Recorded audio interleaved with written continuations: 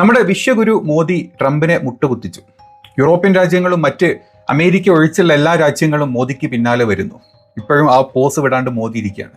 മോദി പറയുന്ന പോലെ ആയിരിക്കും ഇനി കാര്യങ്ങൾ യൂറോപ്പിൽ നടക്കാൻ പോകുന്നത്, അല്ലെങ്കിൽ മോദി പറയുന്ന പോലെ ആയിരിക്കും ഇനി പശ്ചിമേഷ്യൻ രാജ്യങ്ങളിലും അമേരിക്കയിലും ബാക്കിയുള്ള എല്ലാ സ്ഥലങ്ങളും നടക്കാൻ പോകുന്നത്. ഇതൊക്കെയാണ് ഇന്നലെ നമ്മുടെ പത്രമാധ്യമങ്ങളിൽ വന്ന തലക്കെട്ടുകൾ അല്ലേ. നമ്മളെല്ലാവരും വിചാരിച്ചു എന്താണ് ട്രംപ് എവിടെയാണ് മുട്ടുകുത്തിയത്. ഈ തള്ളുവാർത്ത കേൾക്കണമെങ്കിൽ ഒന്ന് എന്നെയും ചെറുതായിട്ട് തള്ളിത്തരണം കേട്ടോ. അത് തന്നെ ജസ്റ്റ് ഒന്ന് സബ്സ്ക്രൈബ് ചെയ്തോ ലൈക്കും ചെയ്തത് കണ്ട് തുടങ്ങുമ്പോൾ തന്നെ. അപ്പോഴാണ് കുറച്ചുകൂടെ റീച്ചിലോട്ട് എത്തുക. കുറേ കാര്യങ്ങൾ ഇതിൽ പറയുന്നുണ്ട്, എങ്ങനെയാണ് മണ്ടന്മാരാക്കുന്നത് നമ്മളെ എന്നുള്ളത്. നമ്മുടെ മോദിജിയുടെ PR വർക്ക് വെച്ചിട്ട് എങ്ങനെയാണ് എന്നെയും നിങ്ങളീ സകല ഇന്ത്യക്കാരി മണ്ടന്മാരാക്കുന്നത് എന്നുള്ളത് ഈ വീഡിയോയിൽ പറഞ്ഞുതരാം.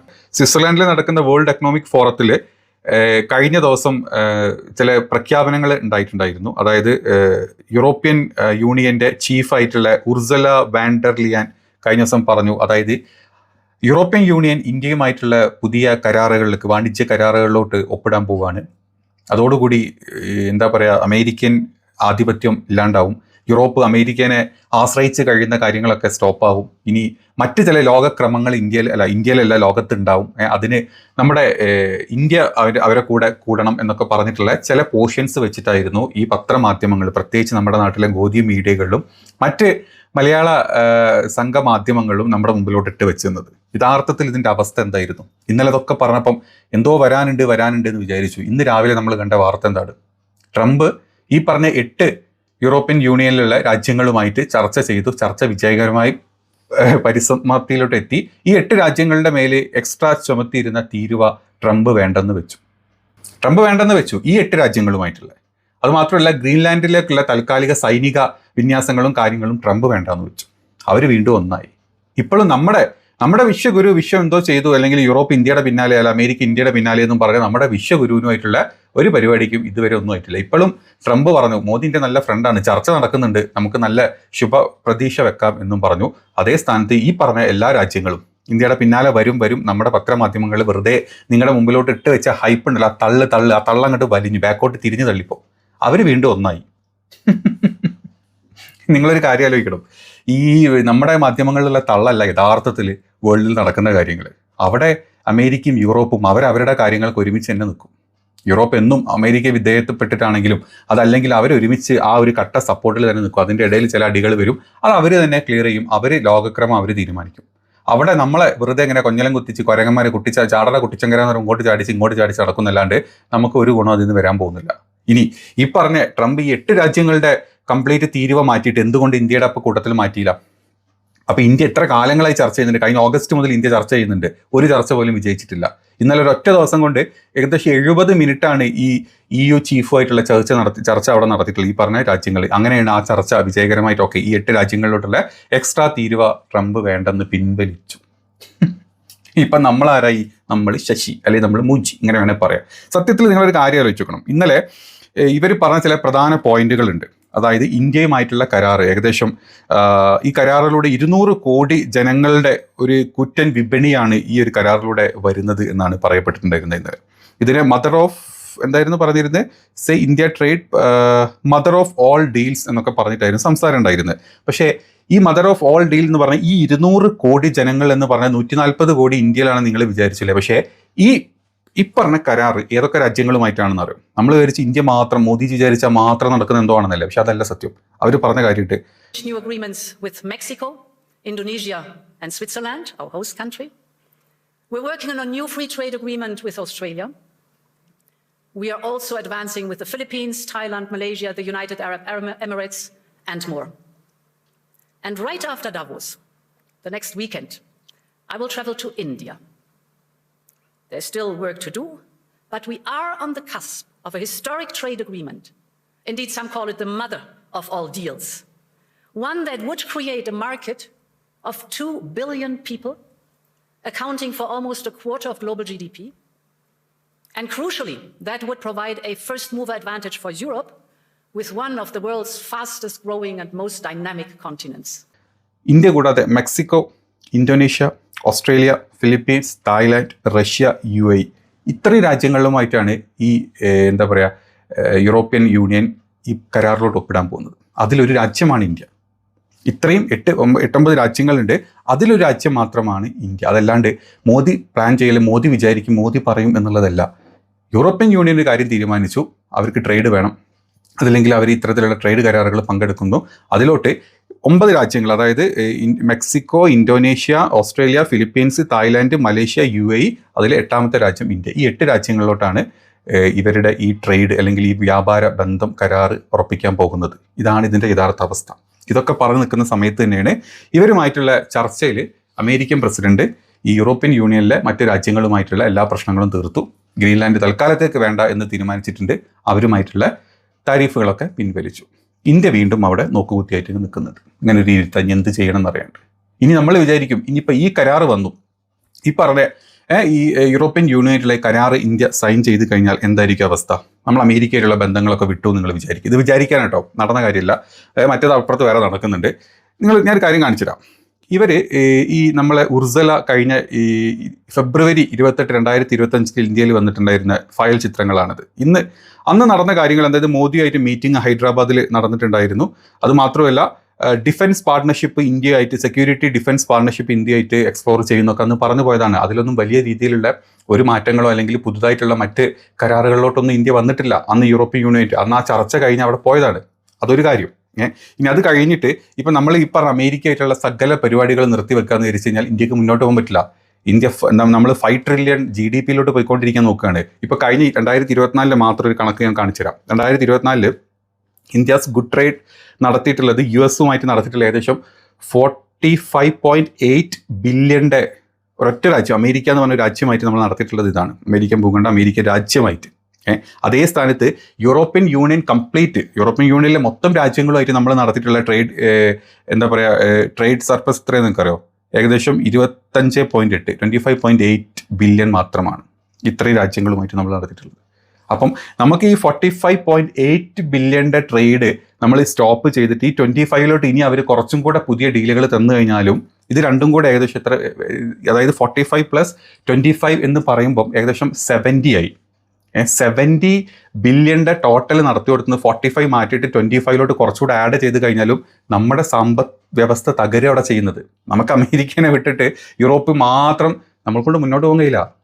ഇന്ത്യയുടെ, അതായത് ബൈങ് പവർ ഏറ്റവും തോന്നുള്ള അമേരിക്കയിലാണ്. നമ്മുടെ ട്രേഡ് നടക്കണം അമേരിക്കയായിട്ട് നടക്കണമെങ്കിൽ നമ്മൾ അമേരിക്കയിലുള്ള ചർച്ചകൾ മുന്നോട്ട് പോകണം. നമ്മൾ മസിൽ പിടിച്ചിട്ട് കാര്യമില്ല.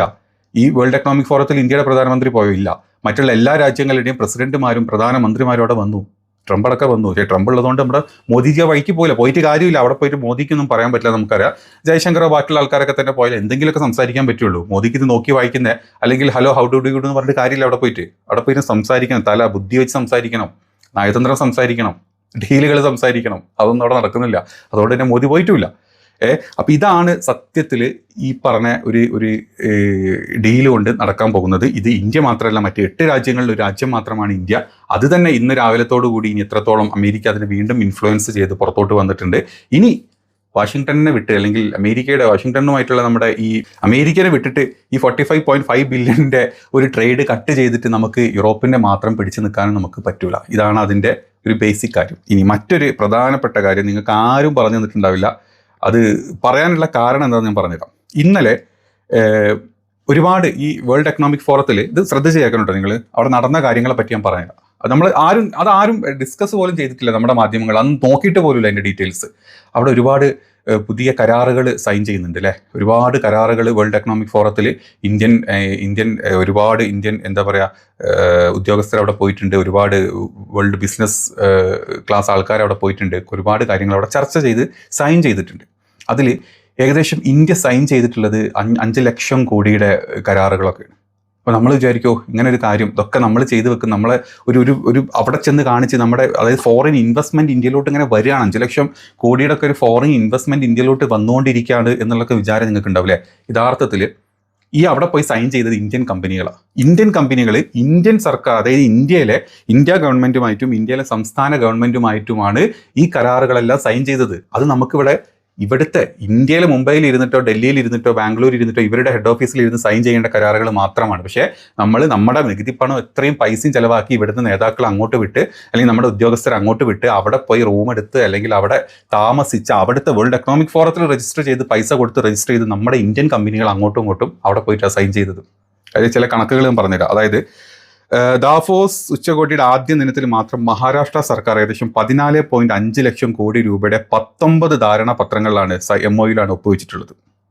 ഇത് നിക്ഷേപക മേഖല, അതായത് green energy, food processing, steel നിർമ്മാണം, IT, ഇലക്ട്രോണിക് വാഹനങ്ങൾ, EV, പിന്നെ ബിൽഡിംഗ് തുടങ്ങിയ മേഖലകളാണ് പ്രധാനമായിട്ടും കരാറുകൾ ഒപ്പുവെച്ചിട്ടുള്ളത്. ഇതിലെ പ്രധാന കരാറുകളെ പറ്റി സംസാരിച്ചു കഴിഞ്ഞാൽ ultra capital and Panchsheel group ഏകദേശം 2.28 ലക്ഷം 2.28 ലക്ഷം കോടി വരുന്ന പദ്ധതിക്കാണ് സൈൻ ചെയ്തത്. ഈ 2 കമ്പനികളുടെ ആസ്ഥാനം ഒന്ന് മുംബൈയിലും ഒന്ന് പൂനെയിലുമാണ്. പിന്നെ നമ്മൾ എന്തിന് സ്വിറ്റ്സർലാൻഡിൽ പോയി സൈൻ ചെയ്തത് നോട്ട് ചെയ്ത് വെച്ചിട്ടോ.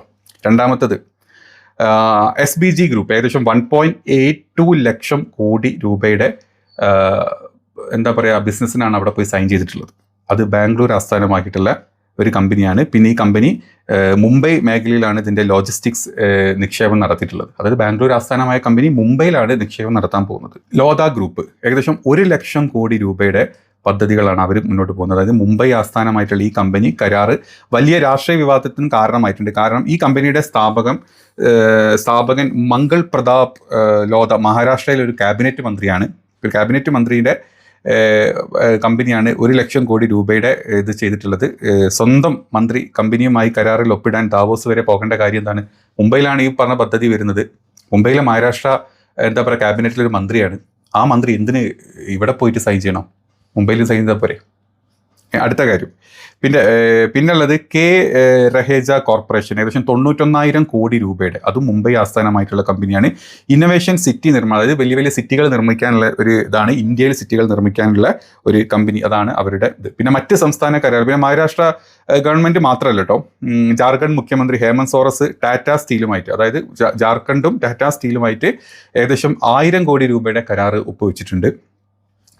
അതായത് ജാർഖണ്ഡാണ്, ടാറ്റ സ്റ്റീൽ ഇന്ത്യയിലാണ്, ഇവിടുന്ന് ചെയ്യേണ്ടവരാണ് നമ്മൾ അവിടെ പോയിട്ട് സൈൻ ചെയ്യുന്നത്. പിന്നെ ആന്ധ്രാപ്രദേശ് മുഖ്യമന്ത്രി ചെയ്തിട്ടുള്ളത് ഒരുപാട്, അതായത് പുള്ളിയുടെയും ആന്ധ്രയിലുള്ള ഒരുപാട് പുതിയ പ്രൊജക്റ്റുകളുടെ നിക്ഷേപത്തിനായിട്ടുള്ള വിവിധ ചർച്ചകളും അവിടെ നടന്നിട്ടുണ്ട്. ഇനിയിപ്പം ഒരു സിമ്പിളായിട്ടൊരു കാര്യം പറഞ്ഞു കഴിഞ്ഞാൽ, യഥാർത്ഥത്തിൽ ഇതിൽ ഭൂരിഭാഗവും ഇന്ത്യൻ കമ്പനികളാണ്. നേതാക്കളുടെയും ഉദ്യോഗസ്ഥരുടെയും വിദേശ യാത്രകൾക്കും അവർക്ക് താമസിക്കാനുള്ള കോടിക്കണക്കിന് ഉറുപ്പ്യ നമ്മുടെ നികുതി പണത്തിൻ്റെ, അതായത് ഗുജറാത്ത് എടുത്തിട്ടാണ് ചെയ്യുന്നത്. ഇന്ത്യ ഗവൺമെൻറ് സൈഡിൽ പോകുക എന്നുള്ളത് കൊണ്ട് എടുത്തിട്ടാണ് ചെയ്യുന്നത്. പക്ഷേ ഈ പറഞ്ഞ കമ്പനികളുടെ ആസ്ഥാനം ഇവരുടെ പ്രൊജക്റ്റുകളും ഇന്ത്യയിൽ ചെയ്യാൻ പോകുന്ന പ്രൊജക്റ്റുകൾ എന്തിനാ അവിടെ പോയി സൈൻ ചെയ്തു? ചില ആൾക്കാർ ഇന്നലെ ചോദിച്ചിട്ടുണ്ട്. ഇന്നലെ കറക്റ്റായിട്ടുള്ള മാധ്യമ പ്രവർത്തകർ ഇന്നലെ ചോദിച്ചിട്ടുള്ള ചോദ്യങ്ങളാണ്. ഇത് നമ്മുടെ എത്ര ന്യൂസ് ചാനലുകളിൽ ഇത് വന്നു? ഒരു ചാനലിൽ ഇത് കാണിച്ചിട്ടില്ല ഈ ചോദ്യങ്ങൾ. ഇനി അത് മാത്രമല്ല, ഈ കംപ്ലീറ്റ് ഇപ്പം നമ്മളെ ഇത് പുറത്തോട്ട് കാണിക്കുന്നത് എന്താ? ഇന്ത്യ അവിടെ പോയിട്ട് ഇത്രയും ലക്ഷം കോടിയുടെ MOU സൈൻ ചെയ്തു എന്ന് പറയുമ്പോൾ നമ്മളെന്താ വിചാരിക്കുക? വേൾഡ് എക്കണോമിക് ഫോറം ആണ്, ഒരുപാട് അതർ കൺട്രീസിലെ വലിയ വലിയ കമ്പനികളുമായിട്ട് അവിടുത്തെ ഫോറിൻ ഇൻവെസ്റ്റ്മെന്റ്, അതായത് FDI, ഫോറിൻ ഡയറക്റ്റ് ഇൻവെസ്റ്റ്മെന്റ് ഇന്ത്യയിൽ വരിക എന്നുള്ളതാണ് ഇന്നലെ പല മാധ്യമങ്ങളും നമ്മുടെ മുമ്പിലോട്ട് കാണിച്ചത്. യഥാർത്ഥത്തിൽ ഇന്ത്യൻ കമ്പനികൾ ഇവിടുത്തെ പൈസ ഇവിടുത്തെ പ്രൊജക്റ്റുകൾക്ക് യൂസ് ചെയ്തു, അത് സൈൻ ചെയ്തു അവിടെ പോയിട്ട്. പത്രങ്ങൾ കാണിക്കുന്നത് ഇതാ വിദേശ നിക്ഷേപം, മോദിജിയുടെ തന്ത്രപ്രധാനമായ കുതന്ത്രത്തിൽ വിദേശ നിക്ഷേപം ഇന്ത്യയിലോട്ട് വരുന്നു. അല്ല, ഇത് നമ്മുടെ മുംബൈയിലും അല്ലെ ബാംഗ്ലൂർ ഇവരുടെ ഹെഡ് ഓഫീസിൽ ഇരുന്നിട്ട് അല്ലെങ്കിൽ സർക്കാർ ഓഫീസുകളിൽ ഇരുന്ന് സൈൻ ചെയ്യേണ്ട വെറും MOUs മാത്രമാണ്. ഇതൊന്നും ഒരു മനുഷ്യനും കാണുന്നില്ല. ഇതൊന്നും ആരോട്ട് പറഞ്ഞു തരാനും പോകുന്നില്ല. നിങ്ങൾക്ക് നമ്മളെ പറ്റിക്കുന്നത് എങ്ങനെയാണ് ഈ പാവപ്പെട്ട വോട്ടേഴ്സിനെ പറ്റിക്കുന്നത് കണ്ടു. മുതലാളിമാർ ഇവിടെ ഇരുന്ന് സൈൻ ചെയ്യും, അവിടെ പോയി സൈൻ ചെയ്യും, പലതും സൈൻ ചെയ്യും. അതൊക്കെ കാണിച്ചിട്ട് അത് ഗവൺമെൻറ്റിൻ്റെ മെച്ചമാണെന്ന് കാണിക്കാൻ നമ്മുടെ BJP ഗവൺമെൻറ് കാണിക്കുന്ന PR വർക്ക് മാത്രമാണ് ഈ പറഞ്ഞതൊക്കെ. ഇതിൽ 95% PR വർക്ക് മാത്രമാണ്. അതല്ലാണ്ട് ഇന്ത്യക്കോ ഈ പാവപ്പെട്ട സാധാരണ ജനങ്ങൾക്കോ ഗുണം കിട്ടാൻ പോകുന്നൊരു കാര്യമില്ല. പിന്നെയെങ്കിലും കണ്ണ് തുറന്ന് കാണൂ സംഘികളെ, മറ്റ് ആൾക്കാരെ പ്ലീസ് കണ്ണ് തുറന്ന് നിങ്ങൾ കാണുക. അപ്പോൾ ഈ വീഡിയോ കണ്ട് ഇഷ്ടപ്പെട്ടിട്ടുണ്ടെങ്കിൽ ലൈക്ക് ചെയ്യണം, ഷെയർ ചെയ്യണം, കമൻറ്റും ചെയ്യണം, സബ്സ്ക്രൈബും ചെയ്യണം. വീണ്ടും പറയാണ്, നല്ല റിസൾട്ട് ഉണ്ട് പറയുമ്പം അത്രയും നല്ല റെസ്പോൺസ് വരുന്നുണ്ട്. പ്ലീസ് ചെയ്യണം.